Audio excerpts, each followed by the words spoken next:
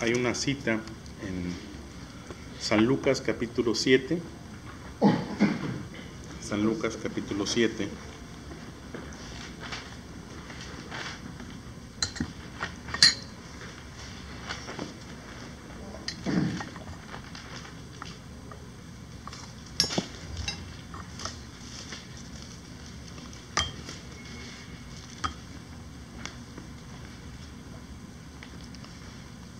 Y en San Mateo capítulo 8. Es una historia, no es una parábola. En los evangelios encontramos algunas son historias, algunas son parábolas. Esta es una historia, es algo que se registra como que hubiera ocurrido. ¿Mateo qué, perdón? En Mateo capítulo 8.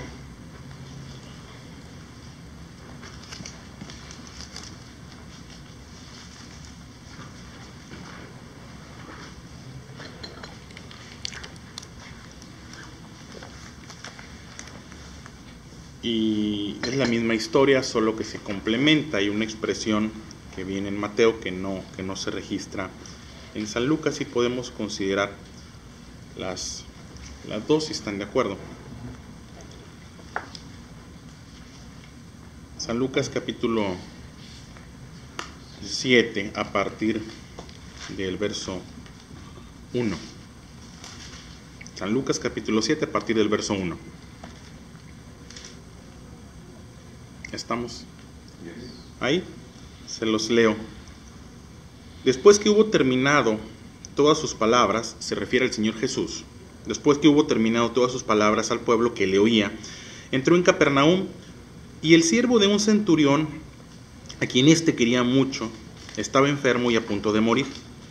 Cuando el centurión oyó hablar de Jesús, le envió unos ancianos de los judíos rogándole que viniese y sanase a su siervo. Ellos vinieron a Jesús y le rogaron con solicitud, diciéndole: es digno de que le concedas esto, porque ama a nuestra nación y nos edificó una sinagoga. Y Jesús fue con ellos, pero cuando ya no estaba lejos de la casa, el centurión envió a él unos amigos, diciéndole: Señor, no te molestes, pues no soy digno de que entres bajo mi techo, por lo que ni aún me tuve por digno de venir a ti, pero di la palabra y mi siervo será sano.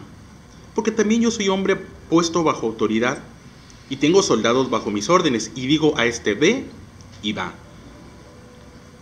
y al otro: ven, y viene, y a mi siervo: haz esto, y lo hace.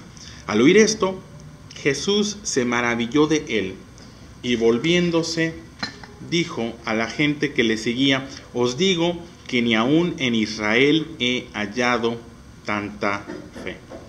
Y al regresar a casa, los que le habían sido enviados hallaron sano al siervo que había estado enfermo.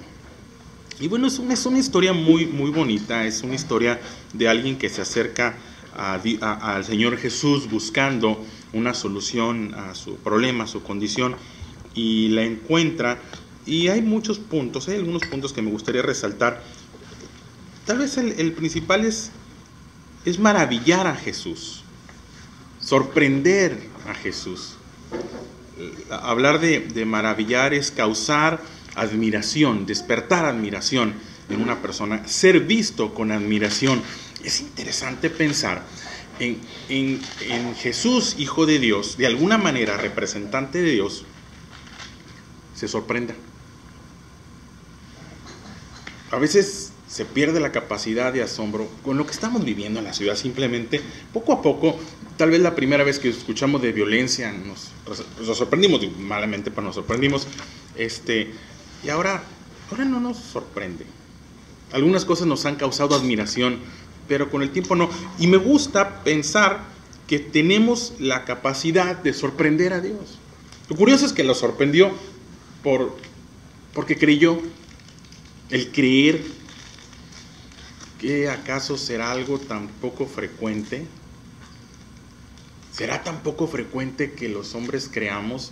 ¿Será tan poco frecuente que le creamos a Dios, que lo veamos como a Dios, que cuando sucede se maraville?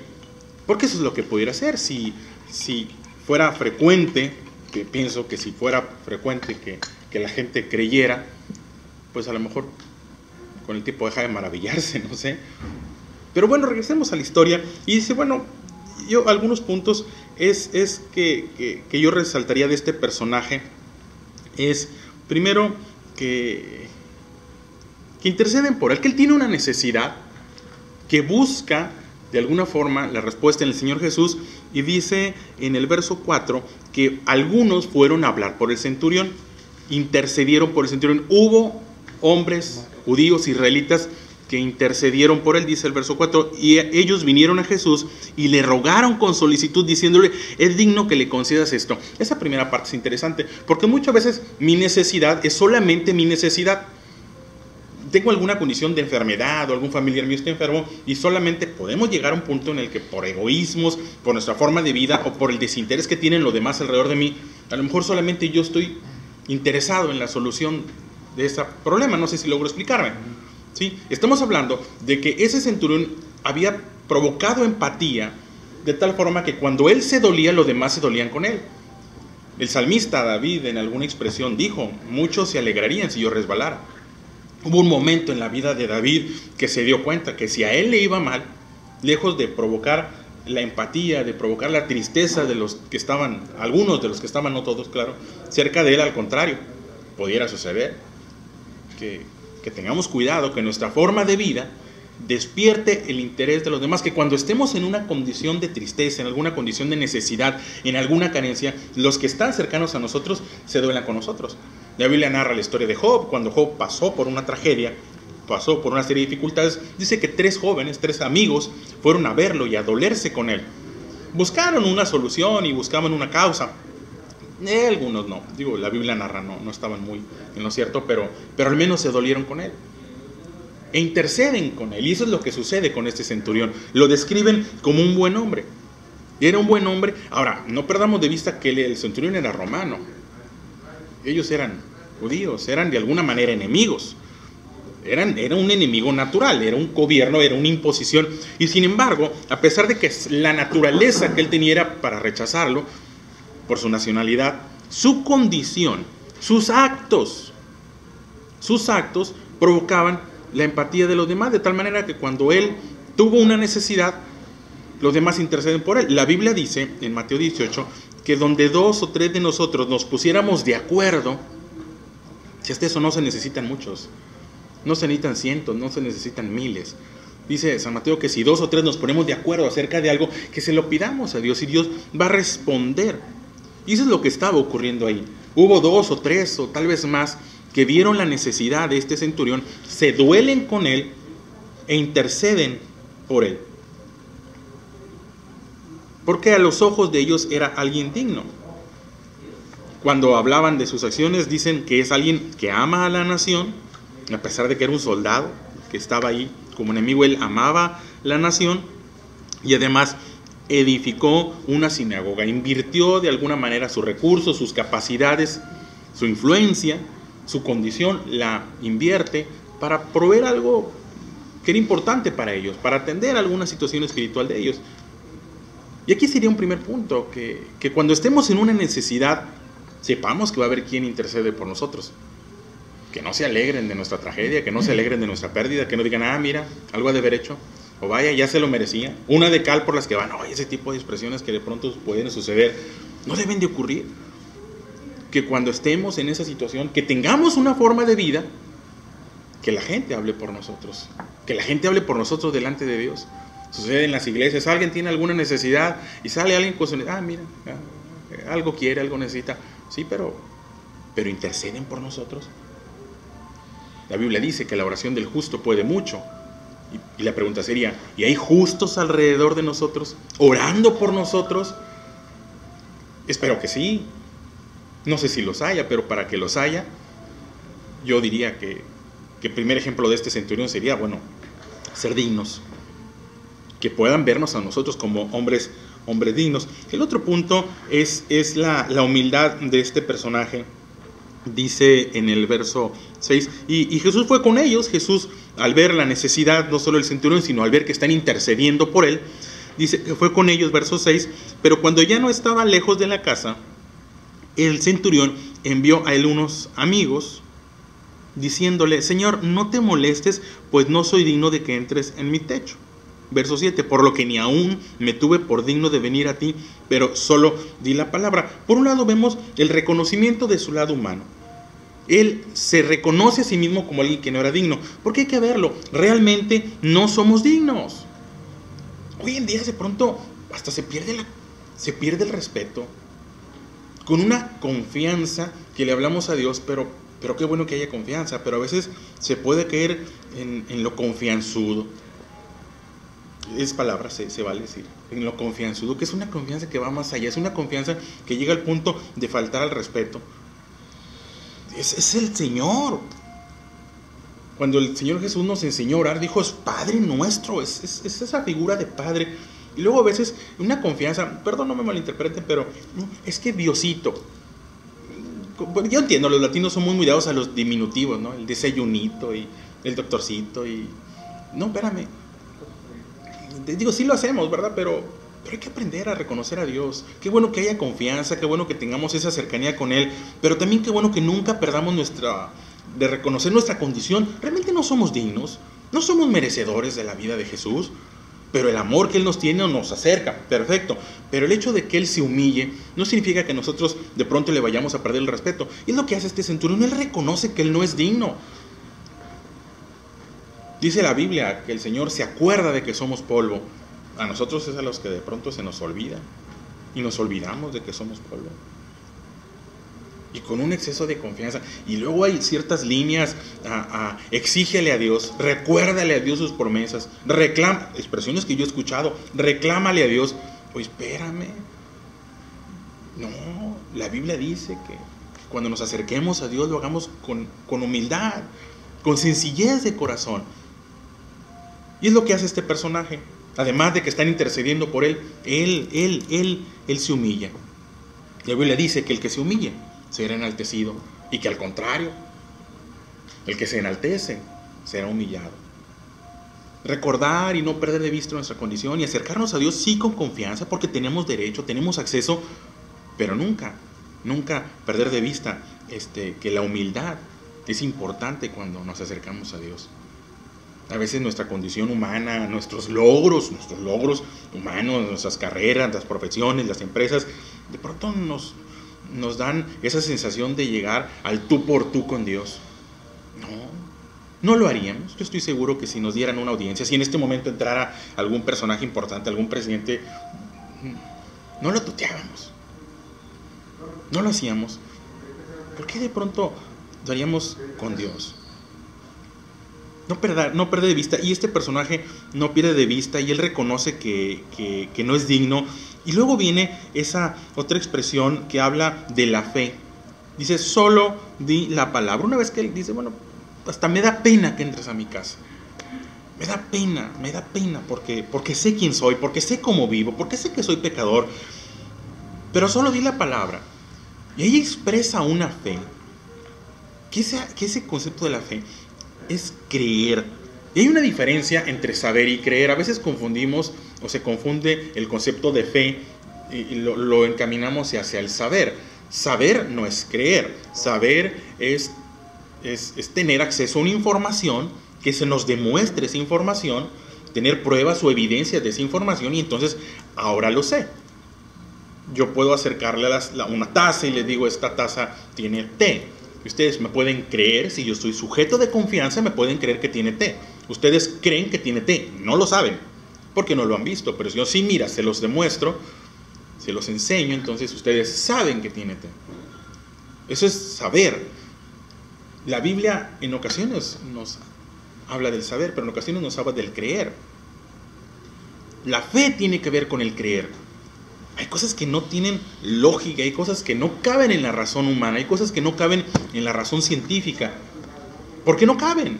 Como caminar sobre las aguas, como que se multiplica el pan, como que nos rinda lo que ganamos. Sí, pero espérame, Dios habla de multiplicación. A eso se refiere. Y eso es lo que este personaje tiene. Tiene la capacidad de creer. La Biblia dice que al que cree, todo le es posible. Porque cuando desarrollamos esa capacidad de creerle a Dios, no de saber, sino de creer. Entonces nos conducimos por ahí. Pudiéramos hablar de creer en su palabra, creer en los mandamientos de Dios, no en esperar que nos demuestren los mandamientos de Dios. La Biblia nos anima a creer que si tenemos acciones hacia los viudas, si tenemos acciones hacia los huérfanos, entonces vendrán consecuencias positivas para nosotros. Bueno, pero eso no es saber. A ver, demuéstramelo, dímelo.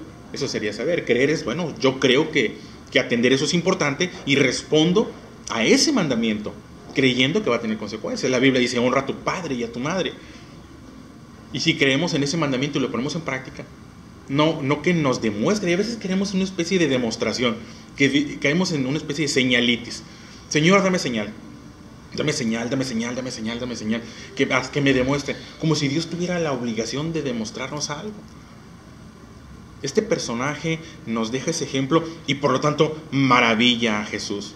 Despierta la admiración del Señor Jesús. Causa admiración del Señor Jesús. Porque sabe que somos difíciles de creer. ¿A poco? No debe, ¿a poco? No, no es cierto. Oye, espérame, es que, a ver. Y luego en estos tiempos donde hoy tenemos acceso con tanta facilidad a las imágenes, a las fotografías, a los videos, que casi cualquier noticia viene acompañada de la fotografía o del video. A ver, mira, aquí está. Hubo una época en que si una persona se paraba y decía, mira, a su palabra era suficiente. Hoy vivimos tiempos donde pronto estamos tan acostumbrados a las imágenes que las palabras tienen que venir acompañadas. Le damos más fe y más importancia a una imagen, que por cierto pueden ser editadas. Y nunca ninguna imagen debiera estar por encima de nosotros. Las señales de Dios no deben de estar por encima de la palabra de Dios. Ojo con eso, y yo sé que suena drástico, pero a veces le damos más importancia a las señales que a la misma palabra. No debiera ser así. La palabra de Dios debe ser suficiente. Una palabra ha dicho, yo estoy contigo todos los días hasta el fin del mundo. Palabra de Dios. Es que Dios ya me dejó. Es que Dios no está con nosotros. Es que Dios no me ama. Demuéstrame que me amas. Ya te dije que voy a estar contigo todos los días hasta el fin del mundo, porque la palabra de Dios iba a estar por debajo de las señales. Eso no sería creer. Y el centurión tiene esa expresión. Él cree. Y por lo tanto maravilla a Dios. Maravilla al Señor Jesús, perdón. Nos maravilla, nos sorprende. Y cuando el Señor Jesús ve esa fe, ve esa manera de creer, responde. Responde, porque a Dios lo mueve la fe. No la lástima. Bueno, no siempre la lástima. A veces la misericordia. Pero si hay algo que mueve a Dios, si hay algo que activa el poder de Dios, si hay algo que puede hacer que, digamos, esta montaña, este problema, esta enfermedad, esa dificultad, quítate y échate en el mar, esa es la fe. Es el tipo de fe que tenía este personaje. Una vida congruente, una vida que despierta que las personas intercedan por nosotros. Una vida que es desprendida en favor de la necesidad de los demás, como hacía este centurión al edificar una sinagoga. Una vida que reconoce la condición de indignidad de Dios. Y una capacidad de creer. Pero si vamos a creer a todo, porque no podemos hacer como la Margarita, esta sí, esta no, esta sí, esta no. Vamos a creer en toda la palabra de Dios. No inhabilitar y decir, bueno, sí, muy bien, eso de viuda, de igual forma me suena muy bien, tiene mucha lógica, pero eso de amar al enemigo, como que pues no. Yo sé, es difícil amar al enemigo, pero amar no es sentir bonito por el enemigo. Amar al enemigo es actuar responsablemente y favorablemente, aún con el enemigo. Vamos a creer en toda la palabra de Dios. Y este personaje cree que no es necesario que el Señor Jesús entre en su casa. Cree que desde ahí donde Él está y di la palabra, porque es un hombre de autoridad. Conoce la autoridad. Hoy tenemos una autoridad, mencionábamos hace algunas semanas, esa autoridad enmarcada en la insistencia. Se le tiene que insistir, o incluso incentivar para que suceda. La vida de este personaje la describe como, no, espérame, yo le digo a él que vaya y viene, porque también cuando me dicen a mí que suba, subo, y cuando me dicen que baje, bajo. Ese es mi concepto de autoridad. Y entonces el Señor Jesús responde de esa misma manera. Así, de esa manera, solo di la palabra. Solo di la palabra. Esta misma historia viene en San Mateo en el capítulo 8, y viene otra expresión en el verso 13 de San Mateo, complementa lo que está sucediendo. Dice en el 8:13 de San Mateo: entonces Jesús dijo al centurión: ve y como creíste te sea hecho. Esa expresión no viene en San Lucas, viene en San Mateo. Ve y como creíste te sea hecho. De la forma en la que tú crees es como Dios va a actuar. A veces llegamos: ay, es que tengo un problema, pero yo sé que no me vas a ayudar. Ah, bueno, pues entonces no te va a ayudar, ¿no? Ese es el tamaño de tu fe. Es que tengo un problema muy difícil. ¿Habrá algo difícil para Dios? ¿Habrá un escalímetro para Dios? De tal forma que Dios puede etiquetar o puede decir: ay, no, ese tipo de cosas yo me tardo más días en solucionarlas. ¿Habrá algo difícil? ¿Habrá algo imposible para Dios?